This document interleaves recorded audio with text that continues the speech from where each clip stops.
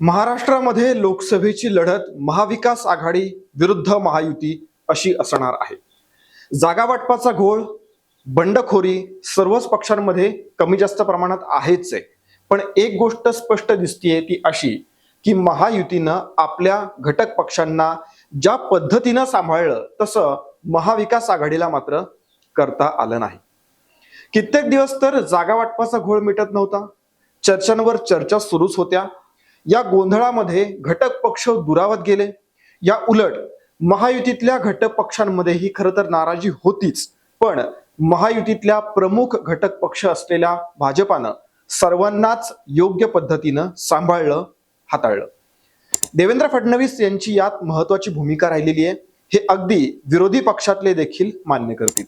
त्यामुळेच महायुतीतला एकही घटक पक्ष वेगळा नाही किंवा बंडखोरी नाही, ही गोष्ट प्रकर्षानं जाणवली.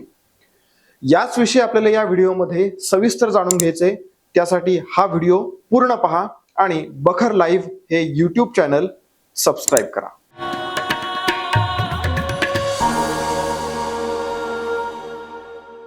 पंतप्रधान नरेंद्र मोदी यांना विरोध करण्यासाठी, त्यांनी पुन्हा पंतप्रधान होऊ नये यासाठी देश पातळीवर इंडी आघाडी आणि महाराष्ट्राचा विचार केला तर महाविकास आघाडी स्थापन झाली.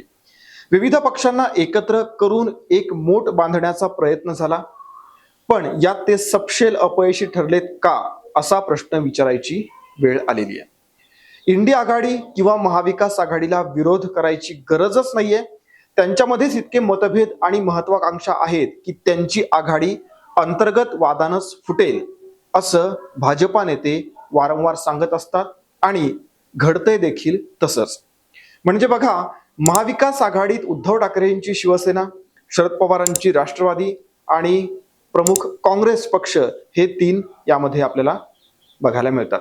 तर राजू शेट्टी यांची स्वाभिमानी शेतकरी संघटना आणि प्रकाश आंबेडकर यांची वंचित बहुजन आघाडी या पक्षांना महाविकासनं सामावून घेणं गरजेचं होतं. पण या दोन पक्षांचं साधं समाधान देखील महाविकास आघाडी करू शकली नाही. त्यात मध्यंतरी राष्ट्रीय समाज पक्षाचे महादेव जानकर महायुतीमध्ये समाधानी नाहीयेत. त्यांना परभणी किंवा माढ्याची जागा हवी होती अशा बातम्या आल्या. त्यांनी शरद पवारांची भेट घेतल्याच्या देखील बातम्या समोर आल्या होत्या. अशा वेळी महादेव जानकरांशी योग्य प्रकारे सकारात्मक चर्चा केली असती तर ते देखील महाविकासमध्ये येऊ शकले असते, अशा चर्चा त्यावेळी होत्या.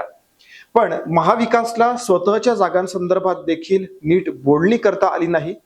त्यांचं एकमत होऊ शकलं नाही. मग ते या छोट्या छोट्या घटक पक्षांना काय न्याय देणार असा प्रश्नही उपस्थित होऊ लागला.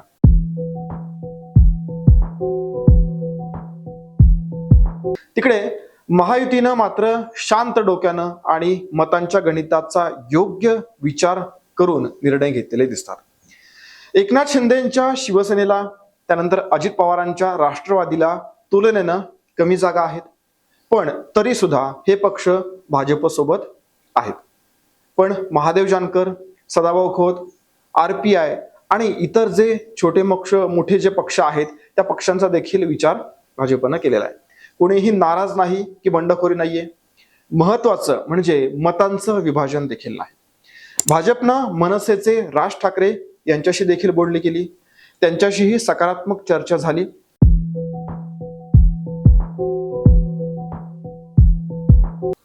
महाविकास आघाडीनं मात्र एक मित्र गमावले. याचा सर्वात मोठा तोटा मतविभाजनात होणार आणि 2019 ची पुनरावृत्ती होणार का असं बोललं जातंय. प्रकाश आंबेडकर महाविकासवर काहीही बोलायला तयार नाहीयेत. राजू शेट्टी यांनी तर महाविकासशी काहीही देणं घेणं नाही असं आधीच सांगून टाकलेलं आहे.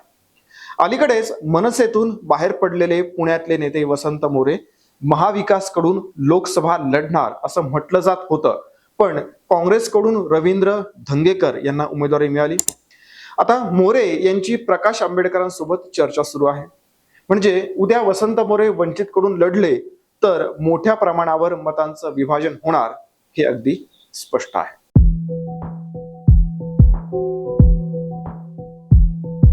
वंचितच्या प्रकाश आंबेडकर यांनी आपले पहिले 8 उमेदवार जाहीर केलेले आहेत. मागच्या वेळी त्यांनी MIM सोबत आघाडी केली होती. या आघाडीनं चांगली मतं देखील लोकसभा निवडणुकीमध्ये मिळवली होती आणि याचाच परिणाम थेट काँग्रेस राष्ट्रवादीवर झाला. अनेक ठिकाणी भाजप शिवसेनेचे उमेदवार निवडून आले. यावेळी भाजपनं अजून सावध भूमिका घेतलेली दिसून येते. आपल्या सोबतच्या सर्वांनाच सांभाळून घेतलेलं आहे. आपल्या बाबतीत मतविभाजन होणार नाही याची भाजपला खात्री आहे असं दिसतंय.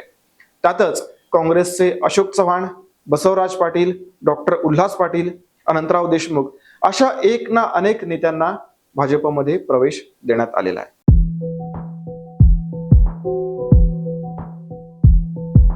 आता या सर्वांमध्ये देवेंद्र फडणवीस जे आता उपमुख्यमंत्री आहेत यांची भूमिका ही महत्वाची राहिलेली आहे. सोबत आलेल्या एकनाथ शिंदे, अजित पवार यांच्यातले जे काही वाद होते किंवा आहेत ते योग्य पद्धतीनं ते हाताळतायत. एवढंच नाही तर भाजप अंतर्गत तिकीट वाटपावरून, उमेदवारीवरून जे काही वाद किंवा नाराजी दिसून येते त्या सर्व नेत्यांची नाराजी दूर करण्याचं काम देवेंद्र फडणवीस करतायत.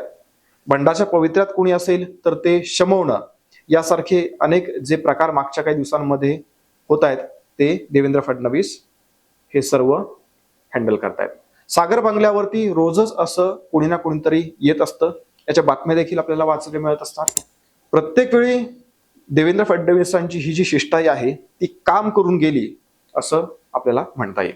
त्यामुळे महायुतीला जे जमलं ते महाविकासला करता आलं नाही असा संदेशच आतापर्यंतच्या घडामोडीवरून दिसून येतोय. महायुती मित्रपक्ष जोडत गेली आणि तिकडे महाविकास आघाडी मित्र तोडत गेली असं देखील आपल्याला म्हणता येऊ शकतं. याचा फायदा आणि तोटा कोणाला होणार हे या लोकसभा निवडणुकांच्या निकालानंतरच समजणार आहे, कारण त्यावरच पुढे विधानसभेची रणनीती आखता येणार आहे. हा व्हिडिओ कसा वाटला ते कमेंट करून सांगा. या व्हिडिओला लाईक आणि शेअर करा. त्याचबरोबर आमच्या फेसबुक, एक्स आणि इंस्टाग्राम पेजला फॉलो करा. धन्यवाद.